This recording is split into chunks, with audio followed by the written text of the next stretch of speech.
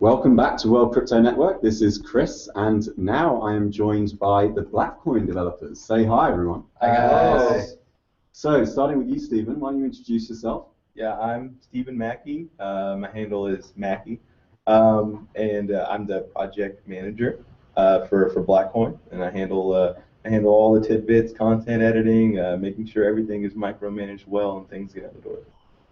I'm Eugene. I'm the Doge of Wall Street. A lot of you guys know me. I run blackcoinpool.com, and this is our lead developer, Saint Gnu in the flesh here. With laptop in tow. So, are you coding right now? I am, while simultaneously trying to get more viewers on. So, guys, listen, yesterday we had an altcoin panel. It was typically decentralized, distributed. There was a lot of us. There was one microphone. But it was actually one of the most popular talks. It's a first step. Yeah. It was a showdown. It was a showdown, but it was actually what I noticed about it. It was one of the most popular talks. We were not short of people that wanted to have questions. And one of the interesting things that have come up for me is that actually the combined market capitalization of all the alts, outweighs Bitcoin, right? And so actually I don't necessarily see this as a revolution in Bitcoin itself, rather the blockchain is what's really and that's really what's going to benefit in the end is, you know, all these altcoins, and people complain, oh, there's so many altcoins coming out, but they're all pushing pretty innovative features. Some, not everyone, but they're all pushing some pretty innovative stuff, and that's just healthier for the blockchain. And then, you know, another person will take that and improve upon it, and you have a stronger and stronger and stronger platform, and that's kind of what we need in crypto a little bit too. So the whole altcoin community is like a giant laboratory. It's like an experiment. You guys can take risks that Bitcoin can't. It's like a giant snowball that rolls down the hill, and we just pick up innovation as we go along. We should also mention one of the big benefits of the altcoins is you can play around and experiment with things, and sometimes if it doesn't work out, it's a learning process for the whole community. Yeah. As opposed to Bitcoin. Whereas Bitcoin, you can't really mess around with Bitcoin. You know, Bitcoin's got to be reverse compatible no matter what you add to it. So it's kind of hindered in that sense. Whereas these new blockchains that are popping up, they can try some crazy stuff, and it's like, since it's a brand new blockchain, they have no reverse compatibility issues, and they can experiment with things that Bitcoin might not be able to do because of the, you know, financial risk involved, or just like technically impossible unless you restart the blockchain. Right. So give me the vision behind Blackcoin. Well, Blackcoin was the first POW/POS coin. It had a fair distribution phase of, I believe it's 10,000 blocks. The first 10,000 blocks were proof of work. Then it hard forked into proof of stake phase.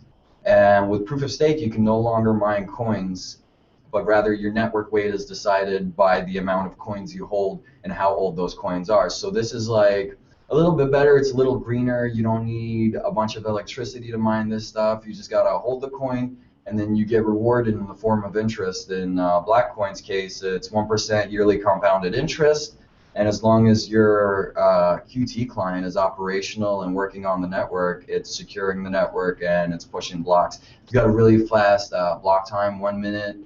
You'll see broadcasts. You'll see the actual broadcast of the transaction on the network within seconds. It's really fast. We have a full-time developer, Rav4, he's like our Satoshi. We have over 35 developers working on applications, and Steven kind of helps manage some of that stuff through like our Zendu and stuff. But yeah, it's just, there's a lot of excitement. We have a really huge community, IRC, QQ, Twitter, Reddit. Yeah, our Reddit's getting really big too. We have like 3,100, I would say about. Yeah, about 3,100 subscribers to Reddit. And we just got added to CoinKite terminal, so you'll be able to put Blackcoin. You can do this now already. This isn't something that's coming out in a few months. It's out now. It's out now. There are these little terminals out there that they're putting in. I know some pubs in the UK already have them. You could literally walk into a pub with your Blackcoin on a debit card and get say, a Guinness. Yeah, get a Guinness. Yeah, give me a pint of Guinness, and just like beep it through, and that's it. And that's kind of what everybody at this conference, that's what a lot of people have been talking about, is these point of sale terminals and just a way to get this crypto into merchants' hands. And that's kind of what Blackcoin is about. We're trying to put it in people's hands. We also were the first to pioneer the proof of stake / multi-pool model, which is something we talked about a lot yesterday.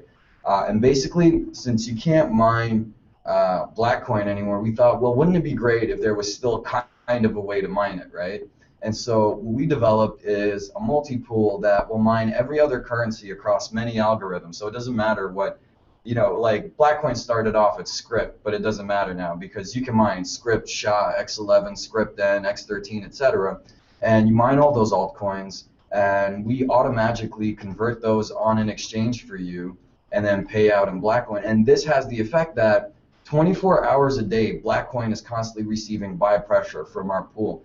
And I mean, it varies from day to day, but it can be some pretty significant gains. And what this does is, like, let's say some people complain that, oh, well, with proof of stake, people will just take their, staked coins and dump them on the exchange. That's kind of what the pool is there for. Like, so if somebody does want to dump their coins on the exchange, the pool is right there to vacuum those coins out and redistribute them. Yeah. And it also stabilizes the price as best as possible, because as Eugene mentioned, it's creating this constant buy pressure. And this isn't an individual, that's just trading on a 9-to-5 basis. This is 24/7 nonstop. We have something like we checked yesterday, something like 3,300 active users on our pool. So those 3,300 people are just there every day, 24 hours a day, stabilizing the price of Blackcoin while still earning Blackcoin. So it's kind of a win-win system. How old is Blackcoin, by the way? I believe it rolled out in February. Yeah, we're over 100 days old. So. Yeah.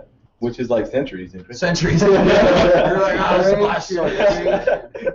So I want to talk about, before we get into the price stabilization, because I want to talk a little bit about that. But before we do, if all of your coins were mined in the first 10,000 blocks, what does the distribution look like for that? How many people hold most of those? In the beginning, obviously, it was a lot less. But since then, since it had a really low price in the beginning, so it actually did get, people did mine a lot of it, but then it also got really distributed through, and then and we had a big run up, and I'm sure that all distributed out evenly. The interesting thing is the actual churn in the coins, because the pool, it's not just on MinPal. So if it was stuck on MinPal, it would just be numbers in a database. On a daily basis, the pool is just churning coins back into the pockets of miners. So that Blackcoin is not just stuck on MinPal and people are just playing with numbers in a database.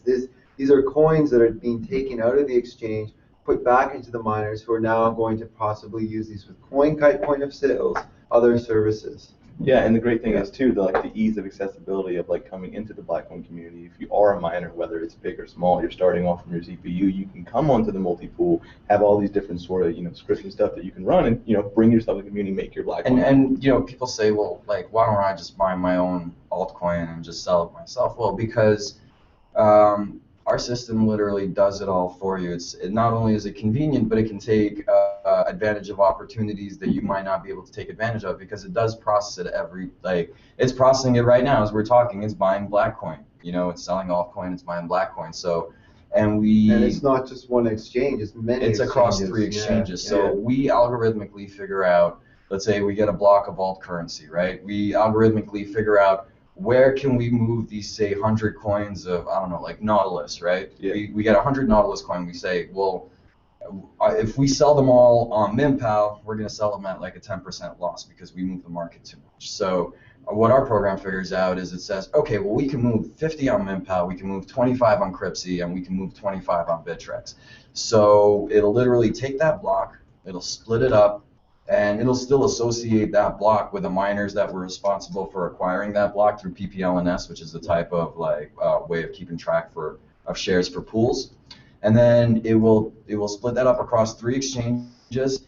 It'll slowly liquidate the coins, so you don't have this multi-pool dumping effect that everybody talks about. You have we like to call it ethical liquidation, because what we're doing is we're providing liquidity to markets instead of dumping on them. Since, like I said, we do split it up between 3 separate markets to mitigate the effect and the impact of the liquidation. And we also liquidate very small amounts slowly over time so that markets have a chance to bounce back. And literally, we're just giving a chance for people to pick up their alt currency of choice without just dumping it on their heads and lowering the price too much, which is why multi-pool has kind of become a bad word in crypto, and it's gotten a bad reputation. Another thing we do is we dynamically allocate our hash rates to coins so that we don't negatively impact the coin's network. Mm-hmm. We can literally figure out at which point, how much hash rate can we point at a coin to where we're not hitting the issue of diminishing returns. So let's say you have a coin hashing at 1 gigahash gigahash total network hash rate. And then we put 2 or 3 gigahashes on it, or we put a gigahash on it, we get like, let's say 50% of the blocks. Now, if we put 3 gigahashes on it, we'd more or less get the same amount of blocks, because you can only generate so many blocks per hour, or it's like 1 block a minute or whatever it is. If you have, and the difficulty will increase, and then it'll become no longer profitable for us. So a multi-pool would hop off, and now you have the problem where you have a network that has the difficulty for 4 gigahashes, but now has a network hash rate of 1 gigahash, and that's how you have stuck transactions and all those problems. That's why everybody hates multi-pools. So we said, we can do this better, we can do it right, and our system is active, it's live, it's working right now. We dynamically allocate our hash rate, so we'll split, let's say we have 10, 15 gigahashes, and we'll split that amongst like 20 coins, so we don't negatively affect their impact, or we don't negatively impact their network hash rate or their transactions or their markets. So it's like the whole idea of being like green, or like kind of carbon neutral, but in the digital sphere. Like you can run a multi-pool without screwing everybody else over, and that's kind of our belief, and that we've actually been able to accomplish that. That's really great. What I admire about you guys is the energy. Where does it come from? I don't know. Because caffeine. I stayed up 24 hours by accident yesterday, and I didn't even know how I did it. Crypto's a drug. It keeps you Crypto, there have been days where I've been up for 48 hours, and you don't even realize it until you're just so physically exhausted that you're like, oh wow, I haven't slept. I know when we were releasing the multi-pool, I probably didn't sleep for 3 days in a row, just talking to everyone and running support, and it was just craziness. And IRC and like TeamSpeak and everyone will be like, go to sleep. And we'll be like, yeah, in an hour. We got some stuff to finish. And it's like 10 hours later, and they're like, you're still awake? We already went to sleep, woke up, and you're still here. And we're like, yeah, but I got all this shit done though. Yeah, and they're like, and that's what it is. If you're, crypto is such a fast-moving place. Like stuff is born and over within the scope of a week. And if you're just not on there, like on top of it, working as hard as you can towards building a platform that people can appreciate and recognize, they'll move on to something else. And deservedly so, because everybody's pushing out all this innovation, and you just don't want to be keep up. stuck behind. You don't want to be the last person. You don't want to stagnate. So we're in constant development cycles. Like I don't think we've had a vacation like since What's a vacation? Yeah, Vacation. We haven't taken like a weekend off since this whole thing started. Even the conference is just one big crazy running around. Like I'm sure our all of our followers have seen us on like on news, Twitter, news interview after interview after interview after interview. It's just nonstop. But this is what we love though. It's like we feed off of like we approach people and we tell them we're from the Blackcoin community, and they get really excited, which gets us really excited, and then you just like the atmosphere at this conference has been great because everybody's been so receptive, and we tell them about what we're doing, and they get so excited, and that makes us pumped, and that makes us want to like continue this and keep working it. When we go back to our hotel room at the end of the night, we're cranking code out for our next proof of concept. Like we're not sleeping. Or talking about some next level ideas on how to improve everything from everything we've absorbed from the day before. So Stephen, I want to ask you about project management. Okay. One of the problems I see in this industry is that it's like, I said earlier, fewer than 1,000 people in the world probably know how to code a cryptocurrency. Like it's very, very specialized. And what that does is it kind of centralizes it. They become the new Congress. Everyone's got to go to them to petition for changes and things like this. Have you done anything on inspiring people that weren't already into the code? Weren't already into the code to just adopt it? Yeah. Well, the way I look at it, like especially a lot of people that have come up to us in the conference and stuff, like they'll come from different fields of expertise that don't necessarily apply to crypto, but that doesn't mean that they don't have a place somewhere. So it's just like how can I make an application? How can I just like have people just like message me or come up to me like how can I be useful? And it's just like talking about like your comparative advantage and what you can do and just think and be creative, and like even if you're not a programmer, that doesn't mean that you can't like help aid in the community, help spread word, help with like marketing, maybe write some articles, maybe that's a power of any that anyone can do. So if you believe in a coin, like for instance like Blackcoin or anything else, there is a place for you, and I encourage every person that comes to me to think outside the box and how they can be the most innovative. And that's like we have a huge IRC channel. It's on Freenode, hashtag Blackcoin Pool. You can join our channel. There's like at any given point, there's anywhere from 300 to 400 active chatters. They're extremely new person friendly. They'll help you get set up. They'll help you get the wallets set up. They'll help you get on the pool. Big shout out to CHN chapters. CHN chapters, yes, thank you, man. Thank you.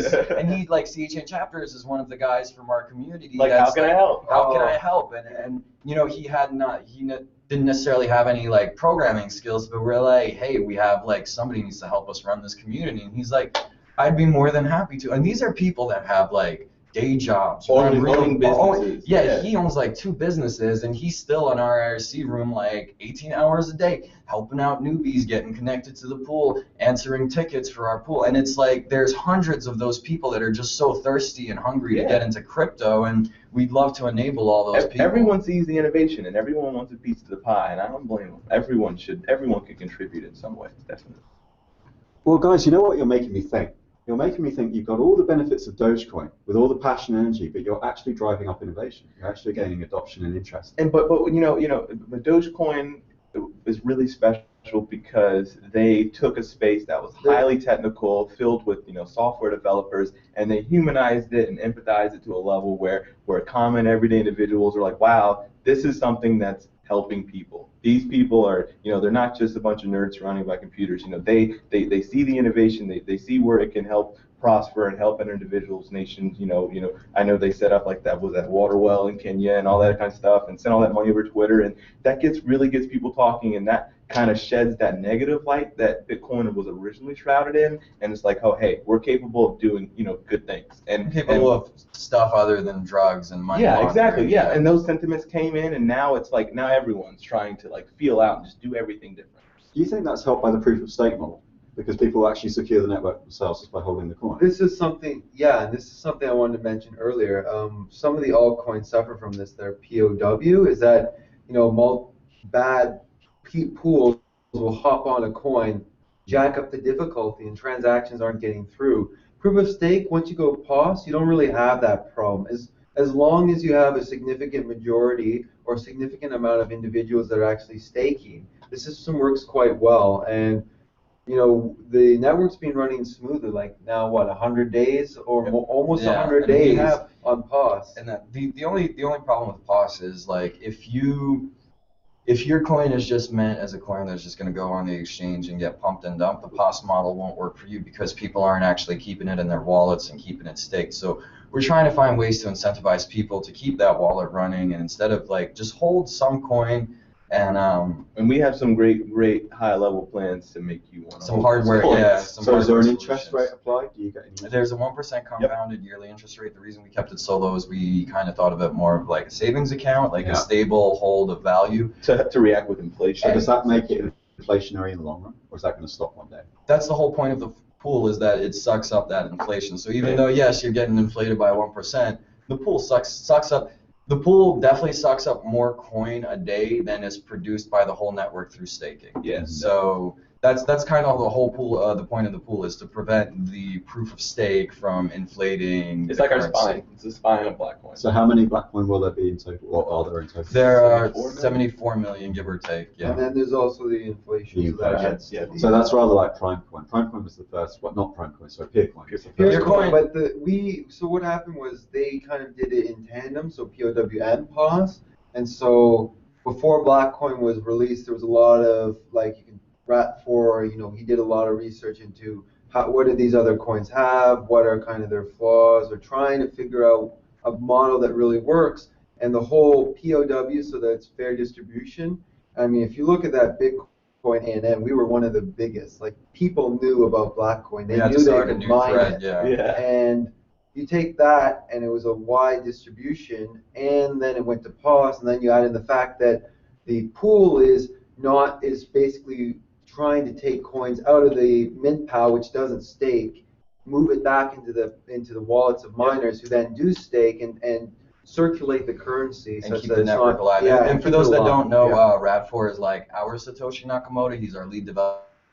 He's still around. And he's still around. He's developing 9 to 5. You can catch him in an IRC room. Or go check out his commits on GitHub. Or you know, for all those new coins getting rolled out, all you have to do is look at their GitHub and see how many commits they have, and then you look at how many commits they have and compare it to the development that's happening on Blackcoin, and I think it's pretty clear. Yeah, it's very clear who's the winner here. I can't tell you how many coins I've seen. There's maybe 1 to 8 commits where they basically just kind of do some rebranding. They change the README, they change the logo, they change the RPC port, and that's it. But sometimes they don't even change the RPC No, port. sometimes they don't change the port, and there's a lot of them where they don't even change the default RPC user, so it's still Bitcoin RPC. Mm-hmm. Yeah. That's kind of a given. That's how, like, when people ask me, well, how do you know a coin isn't really innovating, or it's like could possibly be a scam? Look at their GitHub. Just look at the proof is in the pudding. The code is right there. You can look at exactly what they added. So why do so many people not do that then? Because most people don't even know what a GitHub is, much less or a repository, or what a hard fork is, or just a lot of, and that's kind of what we're trying to do, is educate people, and that's the thing. The only thing that's going to stop all these, like, you know, fly-by-night coins is education, education.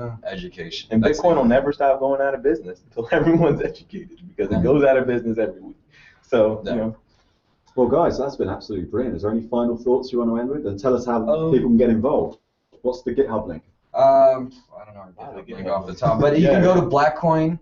Blackcoin.co, which is our official Blackcoin you'll website. have all the links for the community. You can download our wallets or go to our GitHub. If you want to get some Blackcoin yourself and you have any kind of mining equipment, whether it be SHA, X11, Script-N, whatever, you can go on Blackcoin Pool. I think next week we'll be adding X13 as well, and possibly CryptoNut. We'll see. It's in store. I should also mention the Reddit.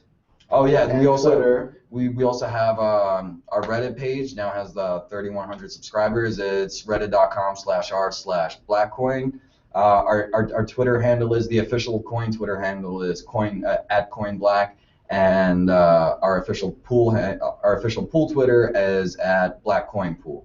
So you can hit us up on our IRC, on our Twitter, anywhere to get more information. But I think IRC is definitely the best place for people looking to find some more info. There's active users on there 24/7. Lots of them. One thing, I have a lot of individuals from the community, in particular Dibdab, who's asking some more about Black Halo. Dibdab, if you're watching, can you maybe type out what do you want in specific? Yeah, Dibdab, tell me what you need. I'll tell you about it.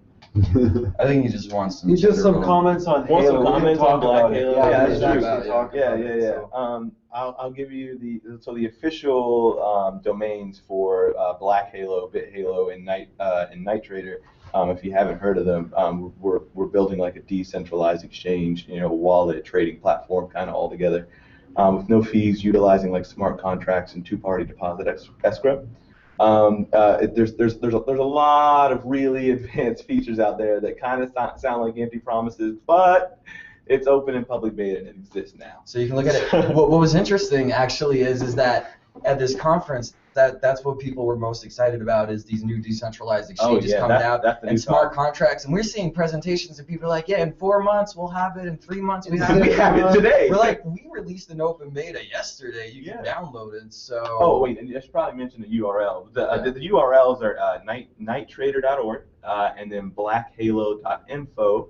But I'm not sure if the sites have been put back up now since we opened the beta. It might not be on the official domain, but if you want to see a temporary placeholder, you can go to blackhalo.bitcoin42.com. You can see the placeholder there where we were building it originally.